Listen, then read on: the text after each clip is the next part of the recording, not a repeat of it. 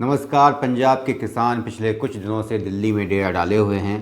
वो हाल में ही केंद्र सरकार द्वारा बनाए गए 3 कृषि कानूनों की मुखालफत कर रहे हैं। किसानों की मांग है कि इन्हें वापस लिया जाए और जो सरकार उन्हें ये इस बात का भरोसा दे कि इनकी जो फसलें हैं वो एमएसपी पर खरीदी जाएंगी। और सरकार कह रही है कि उसने तो ऐसा कुछ किया नहीं है और जो एमएसपी पे ख़रीद है वो पहले की तरह बदस्तूर जारी रहेगी। बहरहाल सवाल ये नहीं है कि किसानों की मांग क्या है और सरकार क्या कह रही है। सवाल इस बात का है कि अचानक कुछ लोगों ने किसानों को लेकर एक तरह का तंज कसना शुरू कर दिया है कि देखिए किसान हैं, ये कैसी गाड़ियों में आ रहे हैं, इनके कैसे कपड़े हैं और ये तमाम तरह की जो सहूलियतें हैं उन्हें साथ लेकर आए हैं। तो इसके पीछे कई बातें हैं। पहली बात तो ये है कि जो पंजाब का किसान है वो आज से नहीं हमेशा से संपन्न रहा है और वो कभी किसी के सामने उसने हाथ नहीं फैलाया है। यही वजह है कि वो आया है तो अपने साथ ट्रैक्टर्स लेकर आया है, उसके पीछे ट्रॉली है जिसमें कि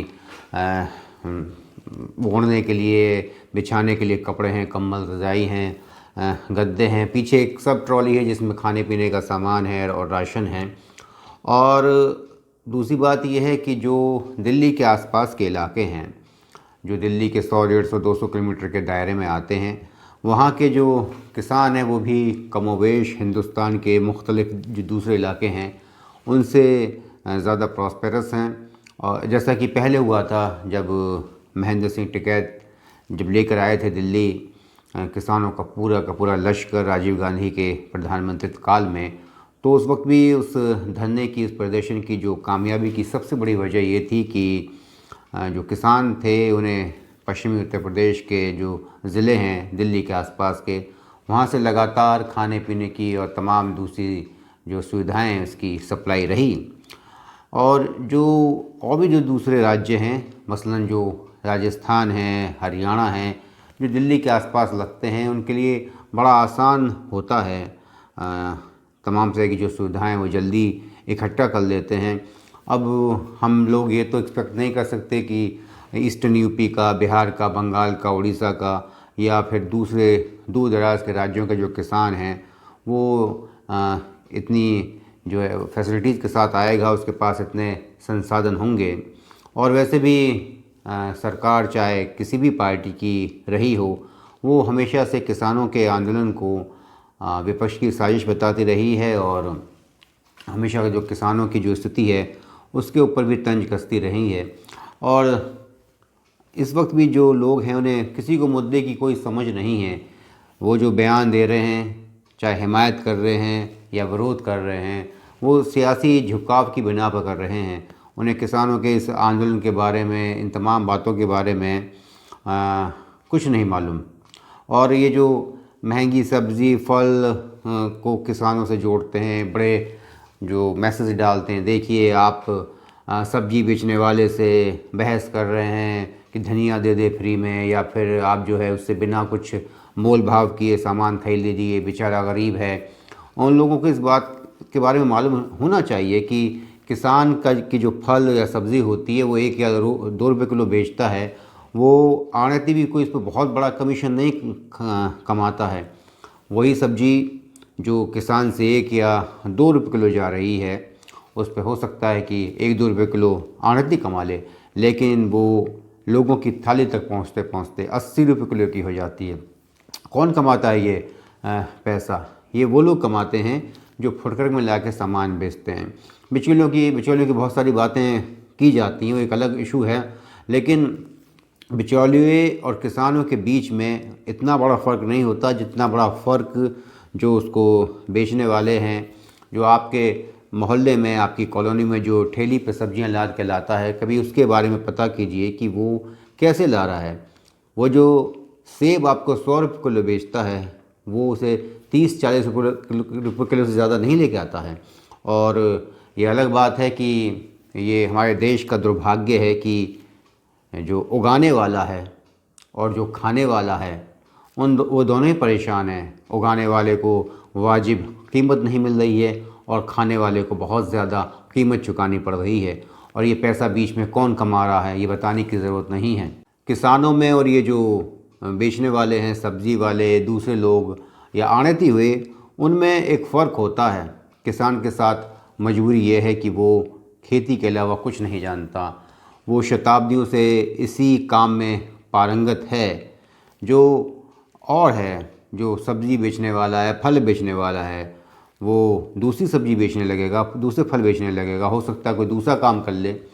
सर्दियों में वो हो सकता है कि मूंगफली बेचने लगे, हो सकता है उन्हीं कपड़े बेचने लगे, हो सकता है अंडे बेचने लगे और दूसरा काम कर ले। लेकिन किसान के सामने तो बस वही है कि उसकी खेती होती है जिसमें वो काम करता है। और किसान कभी अपनी जगह छोड़ता नहीं है, चाहे वो राजस्थान की तपती गर्मी हो या ऊपर हिमाचल प्रदेश की, उत्तराखंड की जो हड्डियों को गला देने वाली जो सर्दी है वो हो। उसे तो रात में ऐसे में पानी भी लगाना है, और जो बहुत ज़बरदस्त गर्मियाँ पड़ती हैं जिसमें सूरज जो है शरीर को जला के रख देता है, उसमें भी काम करना है। और उसके सामने कोई दूसरी कोई और उसके सामने विकल्प नहीं होता है जिसमें वो काम कर सके। इसके अलावा जो जहाँ पे मुआवजे की बात होती है कि जहाँ किसानों को मुआवजा मिल जाता है, तो हिंदुस्तान में किसान बहुत छोटे छोटे हैं।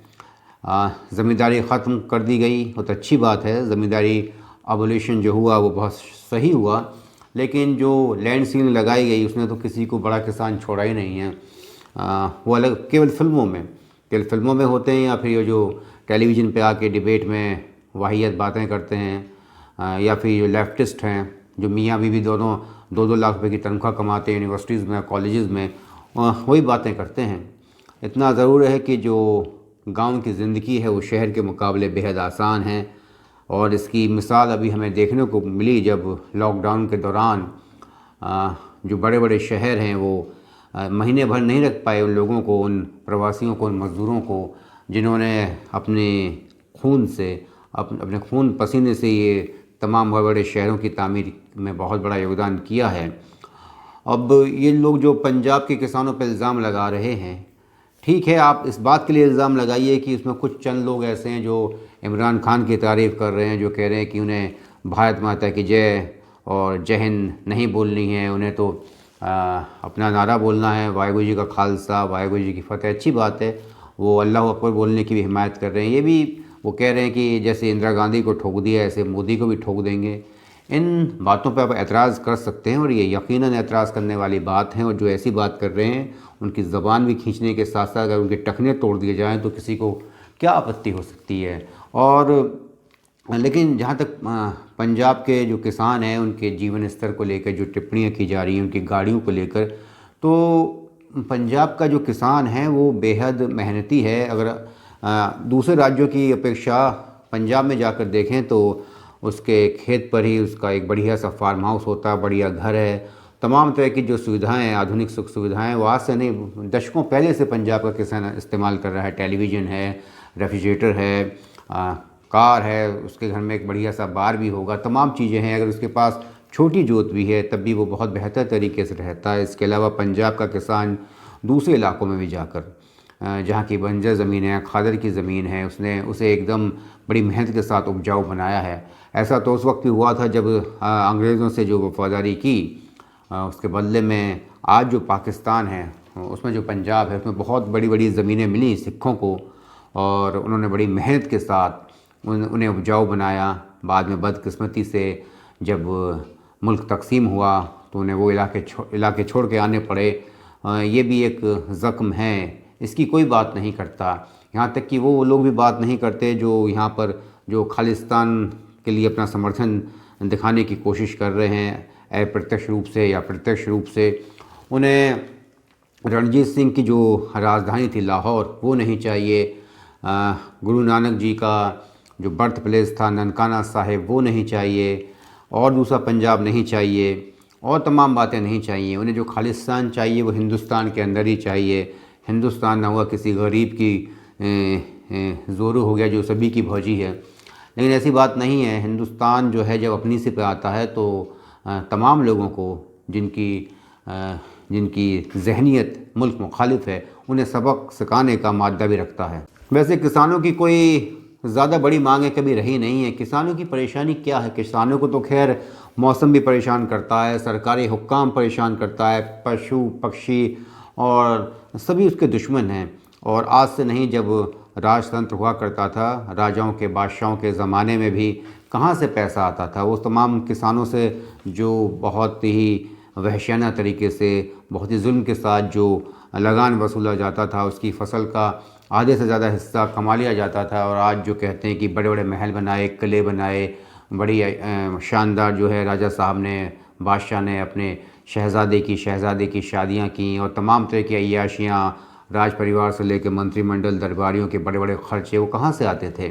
वो किसानों से आते थे। क्योंकि व्यापारी तो उस वक्त भी खैर बचने का जो हुनर है वो जानता था। और वो तो अगर बादशाह सलामत को या राजा साहब को, नवाब साहब को अगर 100 अशरफियाँ देता था तो उसके बदले वो 1000 अशरफियाँ कमाने का कोई ना कोई रास्ता निकाल लिया करता था। लेकिन किसानों के साथ ऐसा नहीं था। और किसान आज भी बस यही चाहता है कि उसे उसकी जो फसल है, उसकी जो उपज है, उसका वाजिब दाम मिल जाए, वक्त पे मिल जाए। और ये सब डायलॉग बाजी कि नहीं साहब अन्नदाता है और हमारी थाली में अन्न आता है, उसकी मेहनत से ये और वो, इस तरह की जो डायलॉग बाजी है, इस तरह की जो उसे इस तरह का तमगा नहीं चाहिए। उसे ये चाहिए कि बड़ी मेहनत के साथ, बड़े कष्टों के साथ जो उसने ये अन्न पैदा किया है, ये फल या सब्ज़ी पैदा किए हैं, उसे तमाम तरह का जो है वो जो उसकी मेहनत का जो मेहनतान है वो मिल जाना चाहिए। और ज़हनियत किस तरीके की है सरकारी मुलाजिमों की या सिस्टम की? जैसा कि पश्चिमी उत्तर प्रदेश में बहुत सारी चीनी मिलें हैं जो बहुत बड़ी, जो शहरों के अंदर जो बहुत प्राइम प्रॉपर्टी है वो उस पर काबिज़ हैं, उस पर कायम है ये तमाम चीनी मिलें। और इनके जो मालिकान हैं वो किसी भी तरीके से ये चाहते हैं कि इन चीनी मिलों को बंद कर दिया जाए और इस ज़मीन को बेच दिया जाए। उत्तर प्रदेश की जो पहले मुख्यमंत्री रही थी मायावती, उनके ज़माने में कई चीनी मिलें बेची गई, बाद में उन्हें फिर वो रद्द कर दिए गए सौदे। लेकिन अब भी वो ऐसी बेईमानियाँ करते हैं, ऐसे भ्रष्टाचार करते हैं वो तमाम लोग जिनके ऊपर मिलों को चलाने की ज़िम्मेदारी है कि वो जो कन्वेयर बेल्ट होती है जो गन्ने को लेकर जाती है, कभी कभी उसमें कोई बहुत बड़ा पत्थर डाल दिया, कोई बहुत बड़ा लोहे का टुकड़ा डाल दिया जो वज़न के लिए जो होते हैं, जो बाट वगैरह होते हैं, ताकि वो रुक जाए। इसके अलावा वो बार बार रोते हैं, सब्सिडी का पैसा भी चीनी मिल के मालिक खा जाते हैं। वो हमेशा रोना रोते हैं कि अच्छा वो बाई प्रोडक्ट जो होते हैं, शीरा है और तमाम चीज़ें हैं, उसको गिनते नहीं हैं। वो अलग बातें हैं। तो ये जो कोशिश है सिस्टम की और तमाम जो सरकारी मुलाजमीन की, वो तो है ही। सरकारी के अलावा गैर सरकारी लोग जो हैं, आड़ती हैं, वो जानते हैं, वो ये भी जानते हैं कि किसान को ज़रूरत होती है, वो एडवांस में पैसे दे देते हैं और फिर उसकी जो फसल है उसको औने पौने दामों में ख़रीदते हैं। जैसा कि हमारी मरहूम मंत्री थी नेता सुषमा स्वराज, उनका एक आजकल वीडियो पर आता है कि ये किसान को, ये आड़ती कौन था, ये एटीएम था, उसका छोचक, उसका भात, उसकी शादी वो देता था। तो ये तो खैर बहुत पुराना किस्सा है। लेकिन वो जो एटीएम जिसे बताया जाता है, जो पैसे दिया करता था, उसकी जहनियत मदर इंडिया के कन्हैया लाल से मिलती थी, जो सुखी लाला है, ना कि बिरजू से। और अच्छा, इस तरह के आंदोलन को जो बदनाम करने की जो सबसे ज़्यादा कोशिश करते हैं वो ये अर्बन नक्सली हैं, एनजीओ हैं। कुछ पहुंच जाते हैं वो नुक्कड़ नाटक वाले, भैया किसान की ज़मीन, किसान की फसल सरकार के पास आया है, सरकार से कोई बड़ी शिकायत भी नहीं है, क्योंकि कोई भी किसान या कोई भी क्यों ना हो, आवाम जो है, जनता जो है, वो सरकार से कैसे लड़ सकती है? उसे सरकार से अपना काम कराना है, उसे आपकी जो सियासत है उसका चारा नहीं बनना है। और ये तमाम लोग पहुंच जाते हैं, ये अपनी अपनी दाल गलाने की कोशिश करते हैं। ऐसी बात नहीं है, पहले भी जो किसानों के आंदोलन थे, यहाँ तक कि अंग्रेज़ों के ज़माने में भी, उसमें ये नहीं कि किसानों ने उसको लीड किया हो, चाहे वो सरदार पटेल हो, बारदोली सत्याग्रह में, बाद में खेड़ा हुआ, फिर चंपारण में गांधी जी का भी रहा, और बहुत सारे जो हैं वो रहे हैं। लेकिन ये है कि अब उसमें जैसे कि मोपला विद्रोह हुआ था, बात तो हुई कि किसानों की, फिर खिलाफत के लिए हो गया, फिर हिंदू मुस्लिम में बदल गया। और इसका जो एक सियासी रंग है वो हमें देखने को मिलता है कि जैसे कुछ लोग पहुंच गए वो टोपी लगा के, नहीं साहब ये जो आए थे, इन्होंने हमारे यहाँ जब हम शाहीन बाग पे मुल्क मुखालिफ मुजाहरे कर रहे थे तो उन्होंने हमारे लिए लंगर चलाया और हम भी इनकी खिदमत करने आए। सबसे बड़ी बात तो ये लंगर का जो कंसेप्ट है ना, लंगर मतलब गुरुद्वारे के अंदर, लंगर मतलब कि जब आप गुरु ग्रंथ साहिब का जो पाठ है वो सुनते हैं, वहाँ गुरु ग्रंथ साहब के सामने मत्था टेकते हैं, उसके बाद बतौर प्रसाद आप लंगर चखते हैं। लंगर ये नहीं है कि जहाँ पे हिंदुस्तान के ख़िलाफ़, हिंदू धर्म के ख़िलाफ़, भारतीय संस्कृति के ख़िलाफ़ प्रदर्शन हो रहे हों, वहाँ आप अपना ये कम्युनिटी किचन लेकर पहुँच जाएं और उसे धर्म के साथ जोड़ दें। ये निहायत ही वाहियात फ़लसफ़ा है और आगे चलकर इसके ऊपर कड़े कदम उठाए जाने चाहिए। पंजाब से जो किसान आए हैं उन्हें भी एक बात समझ लेनी चाहिए कि केंद्र सरकार कभी किसी एक राज्य के लिए न कानून बनाती है और ना उसे छूट दे सकती है। और रहा सवाल किसानों का, तो ठीक है, वो हज़ारों साल से शोषण का शिकार हैं, लेकिन अब लोकतंत्र है और लोकतंत्र में कम से कम जो सुनवाई है वो राजतंत्र के ज़माने से और जो निरंकुश तानाशाही है उसके ज़माने से तो बेहतर होती है। कम से कम उस लेफ़्ट पार्टी की सरकारों से तो बेहतर होगी जो वेस्ट बंगाल में थी, जिसने सिंगूर किया, जिसने तमाम तरह के किसानों का दमन किया। और दूसरी तो जो जगह हैं वहाँ पे क्या उनके साथ व्यवहार किया जा रहा है।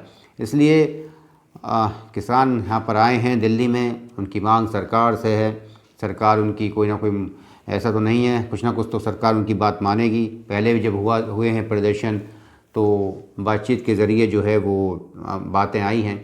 और अब किसानों के जो नेता हैं वो बदल गए हैं। अब किसानों के नेता ना तो पढ़े लिखे वाले हैं कि नहीं पढ़ लिख कर आ गए हैं, नहीं साहब अच्छे हैं, और ना ही फिर वो जो खेती करने वाले हैं। अब कौन हैं? अब ये हैं कि जो प्रॉपर्टी डीलिंग करके जिन्होंने पैसा कमा लिया है, और या फिर ये हैं जितने लोग हैं आपका कम्युनिस्ट वगैरह जो लेफ्टिस्ट हैं, जिनका वही है कि अब तो जो करोड़पति है वो आदमी आपको कम्युनिस्ट मिलेगा, कोई मज़दूर तबके का आदमी तो मिलेगा नहीं।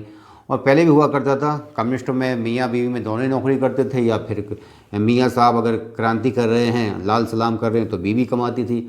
अब तो दोनों ही कमाते हैं, बढ़िया शानदार ज़िंदगी है, और बच्चे एमएनसी में काम करते हैं, और जो उनके कम्युनिस्ट माँ बाप हैं वो क्रांति की बातें करते हैं। किसान के नाम पर तो तमाम चीज़ें गलत होती हैं। तमाम जो व्यापारी हैं किसान के नाम पे ट्रैक्टर ले आते हैं, उन ट्रैक्टर से वो जो वैसा सामान है, बिल्डिंग मटेरियल है, वो उसको ढोते हैं। अपना जो अनाज है वो किसान के नाम पे उन्हें छूट मिलती है टोल टैक्स वगैरह में। अभी यही हाल बैंक वालों का है, वो ज़बरदस्ती, किसान को ज़रूरत है कर्ज़ की या नहीं है, लेकिन उन्हें कर्ज़ देना है। लॉकडाउन में बहुत बड़ी तादाद में, बहुत बड़ी मात्रा में किसानों को कर्ज़ दिया गया है, क्योंकि और तो कुछ बिजनेस हो नहीं रहा था। अब किसान जो है वो फंस जाता है इस चक्कर में, छोटी छोटी उसकी ज़रूरतें होती हैं, 1 लाख रुपए का कर्ज़ लेता है, उस पर 30-40 हज़ार रुपये रिश्वत देता है, और उसके पास पैसा आता है। अब उसको ये बात तो पता नहीं वो जानता है नहीं जानता है, या जानबूझ के वो अनजान बनने की कोशिश करता है, उसे इस बात का अंदाज़ा नहीं होता कि इसको पैसा ना तो 60 हज़ार लौटाना है, 1 लाख तो लौटाना ही लौटाना है, इसके अलावा उसे उसके ऊपर सूद भी देना है, ब्याज भी देना है। और कुछ लोग प्रोफेशनल हो गए हैं, वो सोचते हैं कि सरकार से जितना हो सके वो लोन ले लें, उसके बाद कोई ना कोई ऐसी योजना आएगी जिसमें उनका कर्ज़ माफ़ कर दिया जाएगा। और कर्ज़ तो मूल तो खैर कभी माफ़ होता नहीं है, सूद माफ़ होता है। अच्छा, इस चक्कर में जो ईमानदार किसान हैं, जो बड़ी मेहनत के साथ अपना पेट काट कर, अपने बच्चों की जो ज़रूरतें हैं उन्हें कम कर कर सरकार को कर्ज़ अदायगी करते हैं, और उसके बाद एक कोई योजना आती है कि नहीं साहब इन किसानों का जो है वो कर्ज़ माफ़ कर दिया गया। इसमें भी ये सीमांत किसान है, लघु किसान है, मझोले किसान है। अरे किसान तो किसान है, जो बड़ा किसान है उसकी तकलीफ़ और ज़्यादा बड़ी है। तो ये बहुत सारे मुद्दे हैं जो किसानों के हैं, जिसे समझने की बात कोई करना नहीं चाहता। इस वक्त जो केंद्र सरकार है वो इसलिए थोड़ी खामोश है इस मुद्दे पर कि पंजाब में उसे कोई वैसे भी सियासी संभावनाएं नज़र नहीं आती हैं। पंजाब में बहुत पहले से कॉर्पोरेट खेती हो रही है और तमाम तरह की बातें हैं। अच्छा, आजकल एक डायलॉगबाजी सब लोगों ने करनी सीख ली है कि किसानों को गिरवी रख दिया गया है, उसे कॉर्पोरेट का ग़ुलाम बना दिया गया है। अरे कॉन्ट्रैक्ट फार्मिंग है, आप कॉन्ट्रैक्ट नहीं करेंगे तो कोई आपका शोषण कैसे कर लेगा। और किसान जो है, सबसे बड़ी दिक्कत ये है कि उनके जो बच्चे हैं वो पढ़ रहे हैं, लिख रहे हैं, तमाम बातें, लेकिन फिर भी हर गांव में 2-4 ऐसे दलाल किस्म के लोग होते हैं जो किसानों के नाम पर अपनी राजनीति को चमकाते हैं। उन्हें कोई वास्ता नहीं है, कोई मतलब नहीं है किसानों की बेहतरी से। और एक जो ज़िंदगी है किसान की है वो बदल गई है। लोगों ने बस वही ठान लिया, वही लोगों के दिमाग में बना लिया, किसान मतलब किसान होगा चिथड़े पहने हुए गरीब सा, उनको मालूम नहीं है हिंदुस्तान की बाहर जाके देखें, हिंदुस्तान से बाहर किसानों की क्या ज़िंदगी। और हिंदुस्तान में भी, हिंदुस्तान में जितने भी पूर्व राजघराने के लोग हैं सबके जो उसमें बायोडाटा में आपको एग्रीकल्चर लिखा मिलेगा। और ये तो बना दिया गया, सरकार की साजिश थी जो अंग्रेज़ों के जाने के बाद आई कि उन्होंने हिंदुस्तान में कोई बड़ी जोत छोड़ी नहीं। अमेरिका में ऐसा नहीं होता, या यूरोप के देशों में, यूरोपियन देश तो खैर छोटे, लेकिन अमेरिका में, कनाडा में, वहाँ ऐसा नहीं है कि साहब नहीं आप किसान हैं, आप सिर्फ 12 एकड़ सिंचित और 18 एकड़ गैर सिंचित ज़मीन रखेंगे, चाहे आपके पास कितनी हो, सब वो सीलिंग में निकाल कर बांट दी गई लोगों को। और वहाँ पे तो कई कई हज़ार एकड़ के फार्म हाउसेस होते हैं। वहाँ का किसान तो हवाई जहाज़ से छिड़काव करता है और तमाम तरह के जो अत्याधुनिक यंत्र हैं उससे खेती करता है। अब हिंदुस्तान बहुत बड़ा मुल्क है, देश की बहुत बड़ी आबादी मुलव्वस है काश्तकारी के काम में, तो ऐसा तो हो नहीं सकता। लेकिन इतना ज़रूर है कि वो अपनी ज़िंदगी को बेहतर बना सकता है। गांव में जो एक गरीब से गरीब आदमी की ज़िंदगी होती है वो शहर से तो बेहतर होती है। शहर में किसी स्लम में रहने से, किसी झुग्गी झोंपड़ी में रहने से बेहतर है कि वो गांव में रहे। गांव में अगर वो रहता है, उसके वो पशु पालता है तो उसके दूध की दिक्कत दूर हो जाती है, सब्जी भी मिल जाती है, अन्न भी मिल जाता है। और दूसरी बात यह है कि जो आधुनिक संसाधन हैं, डीटीएच है, इंटरनेट है, इन्वर्टर है, जनरेटर है, और जो तमाम बातें वो ख़त्म कर दी हैं। अगर आप किसी दूर गांव में बैठे हैं, आप बिहार के किसी गांव में बैठे हैं, तो आपके पास वो तमाम सुविधाएं, वहां बैठकर भी आप वीडियो बना सकते हैं, वीडियो देख सकते हैं, तमाम चीज़ें पढ़ सकते हैं। तो ये सब चीज़ें दूर हो गई हैं। और रहा सवाल ये कि जो सरकार है इस वक्त, जिस पार्टी की सरकार है, कि वो ये किसान विरोधी है, या इससे पहले कि सरकारों का जो मिजाज होता है वो इस देश में किसान विरोधी ही होता है। इसमें कोई अचरज की बात नहीं है, कोई ताज्जुब की बात नहीं है। ये आज से नहीं, हमेशा से होता आया है। और इसकी सबसे बड़ी वजह ये है कि किसान हुए या दूसरे हुए, उनके अंदर एकता नहीं है। मज़दूर में ज़रूर एकता है, उन मज़दूर में जो लाखों रुपए महीने के कमाते हैं, जो किसी न किसी मज़दूर संगठन से जुड़े हुए हैं, लेकिन किसान नहीं है। एक तो किसान हर ज़िले में किसानों की कई किसान यूनियन बन गई हैं। हर आदमी किसान सभा का मेंबर बनना चाहता है। जिसके पास 2 बीघा ज़मीन नहीं है वो भी मेंबर बनना चाहता है। उसे ऐसा लगता है कि वो जो उसकी गाड़ी है, जो गाड़ी उसने किसानी खेती बाड़ी के पैसों से नहीं कमाई है, कोई सरकारी मुलाजमत से रिटायर होकर आया है या किसी ने दूसरे धंधे किए हैं, तो उस गाड़ी पर झंडा लगाएगा किसान यूनियन का, और वो टोल टैक्स देने से बचना चाहता है। और बाकी एक बहुत जो अय्यार किस्म के लोग हैं वो इनकम टैक्स बचाने के लिए खेती करने का ढोंग करते हैं। और जो लोग पुश्तैनी खेती करने वाले हैं, जो बहुत ज़माने से काश्तकारी कर रहे हैं, कई नस्लों से, उनको जो छूट मिलनी चाहिए वो अलग है। लेकिन जो नए लोग आते हैं, ये लैंड जो एक्विजिशन होता है उसके कॉम्पनसेशन में भी देखा जाना चाहिए कि इस आदमी के पास ये ज़मीन कब आई है। क्या पिछली 5-7 पीढ़ियों से है? 5-7 पीढ़ियों से ना सही तो 3 पीढ़ियों से। ऐसा नहीं है कि वो कोई आईएएस ऑफिसर है, कोई पीसीएस ऑफिसर है, उसे इस बात का अंदाज़ा हो गया, इल्हाम हो गया है कि ये एरिया जो है जल्दी इसको एक्वायर किया जाएगा, तो वो अपने रिश्तेदारों के नाम से, इधर उधर से, सबके नाम से प्रॉपर्टी खरीद लेता है। और उसके बाद उसे भी वही मुआवजा मिलता है जो कई पीढ़ियों से जो वहाँ पर खेती बाड़ी करता आ रहा है उसे मिलता है, जबकि उसका एक भावनात्मक लगाव होता है। बहरहाल ये बहुत सारे इश्यूज़ हैं। ये जो हमारे पंजाब के किसान पड़े हुए हैं, ये रह सकते हैं, इनके पास साधन है, ये अपनी उसमें तमाम चीज़ें लेकर आए हैं, लेकिन फिर भी सर्दी है, तमाम बातें हैं, और हमारे देश के अपने लोग हैं। और हमें खैर इस बात पे ज़्यादा ध्यान नहीं देना चाहिए कि चंद इसके अंदर भेड़िए घुसी आए हैं भेड़ की खाल में, जो बात कर रहे हैं हिंदुस्तान के ख़िलाफ़। तो ये एक एजेंडा है, हमें जो इस एजेंडे को चलाने के पीछे हैं उनके मंसूबे कामयाब नहीं होने देने हैं। और ये जो बातें हैं कि किसान के पास ये नहीं होता, वो नहीं होता, तो ठीक है, किसान कोई भिखारी नहीं है, कोई फ़कीर नहीं है। एक किसान के घर में दर्जनों लोग खाना खाते हैं, और जब वो आता है उसके तो पशु भी खाता है, पक्षी को भी डालता है वो। और आप अगर गांव में जाएंगे, शहर में कोई आपको खाने के लिए नहीं पूछेगा, लेकिन अगर आप किसी भी काम से गांव में जाते हैं, किसी सरकारी काम के सिलसिले में जाते हैं, कि अगर आप स्टूडेंट्स हैं या किसी प्रोजेक्ट के सिलसिले में जाते हैं, तो मुझे नहीं लगता कि हिंदुस्तान का कोई गरीब से गरीब गांव ऐसा है जो आपको वहां से भूखा आने देगा। तो ये तो देहात की संस्कृति है। अब इसे आप किसी भी तरीके से जोड़ लीजिए। आज पंजाब से किसान आए हैं, कल को वेस्टर्न उत्तर प्रदेश से किसान आएंगे। हो सकता है कि वो वहाँ दिल्ली में जाएं, हो सकता है कि वो निकाल कर लंबी वाली सिगरेट पिएं, हो सकता है कि नौजवान किसान शाम को जाकर बियर भी पिएं। वो उनका एक अलग मुद्दा है, वो तमाम बातें हैं, आप उनसे जोड़ नहीं सकते।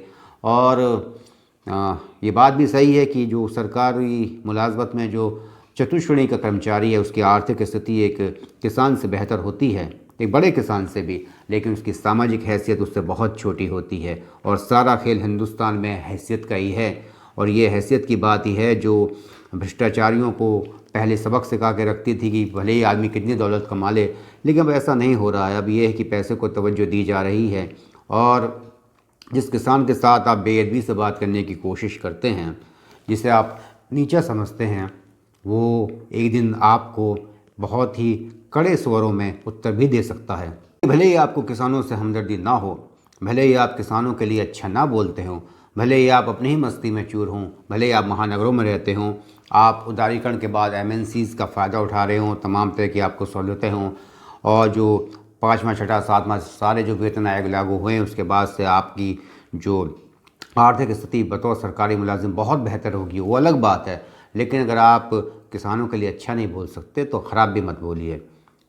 वो यकीनन हिंदुस्तान की रीढ़ की हड्डी हैं, और इस सरकार में बहुत सारे लोगों के अंदर ये ख्वाब है कि ठीक है, कुछ लोग कहते हैं किसानों के किसान जो है वो खेती ना करें और सरकार को सबक सिखा दें या उसका बहिष्कार कर दें। यही तो चाहते हैं सरकार के लोग, और जो उसके पूंजीपति दोस्त हैं वो तो विदेशों से सारा सामान मंगा लेंगे। ये तो बहुत पुरानी उनकी सोच है, लेकिन ये सोच बहुत भारी पड़ जाएगी, क्योंकि कुछ लोग जो ज़रूरत से ज़्यादा समझदार हैं, जो इकोनॉमी की बात कर दें कि GDP में खेती का हिस्सा बहुत कम है, सर्विस सेक्टर का, ये सर्विस सेक्टर कौन सा पैसा, मतलब कौन सी कोई प्रोडक्ट पैदा करते हैं, कोई खाने पीने का सामान पैदा करते हैं। GDP में हिस्सा कम है लेकिन आबादी ज़्यादा है।